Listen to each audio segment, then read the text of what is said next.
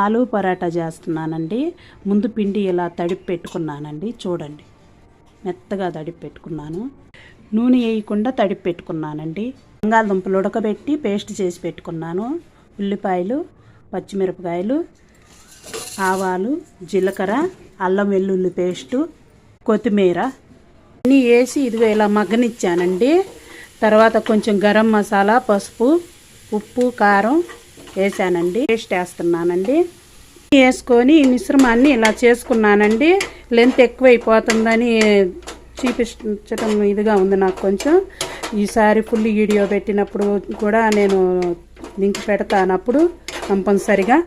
తెలిసిన వాళ్ళ కోసం కాదండి, తెలియని వాళ్ళ కోసం. నేను చపాతీ చేసుకొని ఇలా మొత్తం అప్లై చేసుకున్నానండి. ఆ కర్రీ అనేది చూసారండి, ఎర్రగా ఇలా కాలింది. ఇలా మీరు కూడా చేసి చూడండి, మంచిగా ఉంటుంది. పిల్లలకి ఇలా